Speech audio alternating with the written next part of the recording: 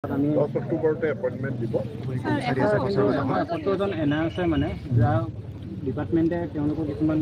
ইণ্টাৰভিউটো খুব বিচাৰিছিলে কোৰ্টে কি অৰ্ডাৰ দিয়ে কোৰ্ট অৰ্ডাৰটো চাই উঠাবৰ কাৰণে যদি কোৰ্টে সেই সময়লৈকে নিদিয়ে তেনেহ'লে সিমান সংখ্যক চিট আমি ৰাখি থওঁ বাকীখিনিক আমি দি দিম স্যাৰ তেওঁলোকক হল কৰি পেলাই আমাক কল কৰি হ'লেও আমাৰ 10 অক্টোবৰ আমি ছাৰ তেওঁলোকক ভোট কৰি হ'লেও আমি দিম কিন্তু 10 অক্টোবৰত হ'ব 10 অক্টোবৰ আগত আমি এপইণ্টমেণ্ট দিয়াৰ 4-5 দিন আগত স্যাৰ 4,500 ভেৰিফিকেশ্যন কেতিয়া হ'ব 4,500 এই 5,500 ফাইনেল মেৰিট লিষ্ট নোহোৱালৈকে 4,500 ডকুমেণ্ট ভেৰিফিকেশ্যন নহ'ব কাৰণ ইয়াতে 5,500 যিসকলে আবেদন কৰিছে তেওঁলোকে 4,500টো আবেদন কৰিছে গতিকে এখন মেৰিট লিষ্ট ওলাই যোৱাৰ পাছত সেই নামখিনি আমি 4,500ৰ পৰা আউট কৰি দিম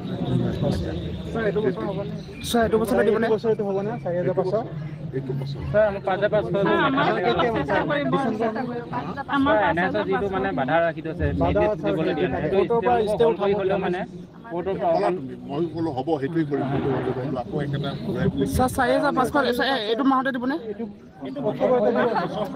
এইটো বছৰতে দিবনে ছাৰ আমাৰ চৰকাৰৰ দিনত Hello everyone, finally 100% correct হল যিখিনি মই আপোনালোকক ইনফৰমেশ্যন দি আছিল নিশ্চয় আপোনালোকে ভিডিঅ' ক্লিকটো শুনিলে আৰু যিসকলে মোৰ ভিডিঅ' আগৰ পৰা চাই আছে তেতিয়া আপোনালোকে ভাবিছে চাগে এজ এ টিউটৰিয়েল যিখিনি কৈছিল এইখিনি আজি সঁচা হ'ল anyway most welcome to has a tutorial YouTube channel I am Ajay দলে এতিয়া বিষয়টো হৈছে যে বহুত দিনৰ পৰা এটা চৰ্চিত বিষয় 10 অক্টোবৰ আৰু 5,550টা LPUV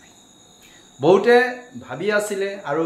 সোশ্যাল মিডিয়া বিলাকত লিখি আছিলে আৰু বহুতে বহুত চিন্তিত হৈ পৰিছিল পাৰ্টিসকলে যে 10 অক্টোবৰত 5,550টা যদি নিদিয়ে বহুত দিন আৰু পিছুৱাই যাব নেকি বা 2023 চনতে বিজ্ঞাপন দিয়া পদমু এতিয়ালৈকে নিযুক্তি দিব পৰা নাই আৰু কি হ'ব 2 বছৰ ৱেটিং কৰিলো এনেধৰণে বহুত চিন্তা কৰি আছিলে আৰু তাৰ কাৰণে এই নেগেটিভ থিংকিং বিলাক নাইকিয়া কৰিবৰ কাৰণে মই পোষ্ট এটাও কৰিছিলো যে আপোনালোকে একো চিন্তা কৰিব নালাগে ইউটিউবৰ কথাবিলাক ভাবিবলৈ আপোনালোকে মন বেয়া নকৰিব পজিটিভত তাকো 100% 10 অক্টোবৰত 5,550টা নিযুক্তি দিব বুলি কৈছিল মই কৈ আছিলো কৈ থাকিম কাৰণ দিবই যে যিখিনি কৈছো গোটেইখিনি অসা হৈ গৈছে আৰু এটা কৈছিলো যে যেতিয়া তোমাৰ 5 তাৰিখে নে কেই তাৰিখে লাষ্ট নিউজৰ কেছ এয়াৰিং হৈছিল তেতিয়া মই কৈছিলো যে যদি কেছ উইথড্ৰ নকৰে বা কেছটো ফাইনেল এয়াৰিং নহয় তেতিয়ালে এটা সিস্টেম থাকে যে কেছ চলি থাকিলেও এই বিজ্ঞাপনটো এটা সিস্টেমত দিব পাৰে যিমানখিনি পিটিশনাৰ আছে একেদকলৰ কাৰণে কিছুমান পথ বা পোষ্ট ৰাখি পেলাই বাকিখিনি মেৰিট লিষ্ট দিব পাৰে যদি কেছৰ যিটো ধাৰা দিছে সেই ধাৰাৰ মতে যদি একেদকলে জিকে তেতিয়ালে একেদকলক নিযুক্তি দিব পৰা এটা সিস্টেম থাকে কাৰণ অলৰেডি 2020-21ত তেনে ধৰণৰ কন্ডিশন হৈ গৈছে কেছ চলি থকাৰ সময়তে কিছুমান পোষ্ট অল কৰি পেলাই বাকি অকলক দি দিয়া হৈছিল এইখিনি কওতে বহুতে মোক গালি পাৰিছিল মা বাপা সব মানে আই উপাই সবক আমৰণী মানে আমৰি পেলাই গালি পাৰিছিলে so I don't care actually এইবিলাক কাৰণ যিখিনি সত্য সেইবিলাক শেয়াৰ কৰো সত্য হ'বই লাগিব এনে ইয়াতে ভিউজ বা 1 টকা 2 টকাৰ কাৰণে ভিডিঅ' নবনাওটো যিখিনি ইনফৰমেশ্যন দিও এইখিনি 100% হ'বই লাগিব আৰু যিসকলে আমাৰ ভিডিঅ' আগৰ পৰা চাই আছে আপোনালোকে কইনে নহয় কমেন্ট সেকশনত কমেন্ট কৰি জনাব কাৰণ আজি যিসকলে নিউ কামাৰ আইছে কেদকলে ভাবিব যে এনে কৈ আছে বুলি আপোনালোকে কমেন্ট কৰক যাতে আমাৰ ভিউৱাৰসকলে বিলিভ কৰে হয় যাতে এনে ধৰণৰ অসা কথাবিলাক অসাৰে মিছা নহয় অসা কথাবিলাক যাতে আপডেট পাই থাকিবৰ কাৰণে আমাৰ চেনেলটো ফলো কৰে আমাৰ মোৰ নহয় আপোনালোকৰ আৰু এতিয়া বিষয়টো হৈছে যে 4,500 কথা বিষয় 4,500টা বিষয়টো এটা ভিডিঅ' মই অলৰেডি বনালো যে যদি 10 অক্টোবৰত 5,500 যদি বুলি কৈছিল দেই যদি 10 অক্টোবৰত 5,550টা নিযুক্তি দিলে 2 মাহৰ পিছত অসম চৰকাৰ নিযুক্তি দিব পৰা কেপাসিটি নাথাকে নিযুক্তি নিদিয়ে তাৰ মানে 4,500টা পদৰ নিযুক্তি ইলেকশ্যনৰ পাছত হ'ব বুলি কৈছিল তেতিয়াও গালি পাৰিলে কিন্তু আজি শিক্ষামন্ত্ৰীয়ে ক'লে যে আমাৰ চৰকাৰৰ দিনতে হ'ব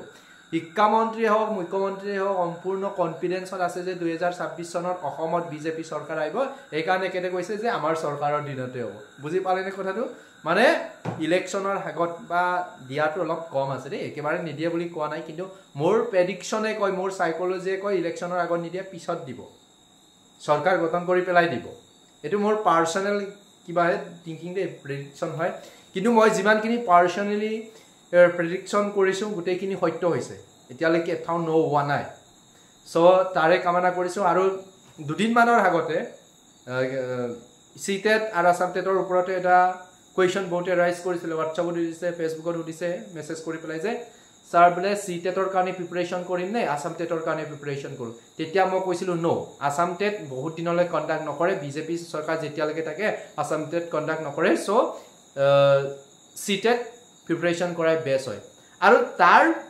দুদিন মানৰ পিছতে শিক্ষামন্ত্ৰীয়ে কৈ দিলে যে অসমৰ আসাম টেট কন্ডাক্ট নকৰে সো যিমানখিনি পাৰ্টি আছে সিটেট এপিয়াৰিং কৰিব কৈ দিলে যে আসামত সিটেট আসাম টেট কন্ডাক্ট কৰিলে কন্ট্ৰভাৰ্সি দুমাই পৰে সিটেট পাৰ্টি সকলে কেছ কৰে যে আমাকো আবেদন দিব পাৰে আকৌ কিছুমান পইক আসাম টেট কোৱালিফাইড ক্যান্ডিডেট কৰে যে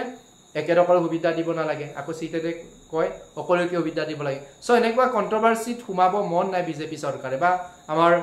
ruling সৰকাৰে সো আমাৰ সৰদাৰ শিক্ষামন্ত্ৰী ডক্টৰ ৰমেশ পেগুই কৈছে যে সিটেট এপিয়াৰিং কৰক দিও আৰু সিটেট যিমানখিনি পাস হয় অকল ক্যান্ডিডেটকে এলিজিবল বুলি গণ্য কৰা হ'ব বুলি কলে এতিয়া আপোনালোকৰ বিষয়খিনি এইখিনি কলো যে মই এইখিনি ফ্লপ দিলুগে ফাইনালি আপোনালোকক যিমানখিনি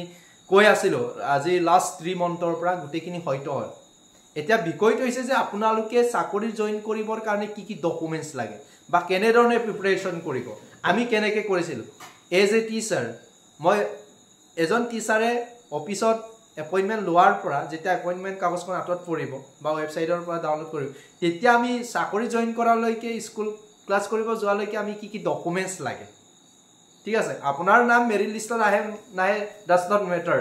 মেটাৰটো হৈছে যে আপুনি আগতীয়াকৈ ৰেডি কৰি ৰাখিব লাগিব ন আপোনাৰ বেংক একাউণ্টটো কেনে ধৰণে হোৱা উচিত সিএফসি বেংক একাউণ্ট হ'বনে বা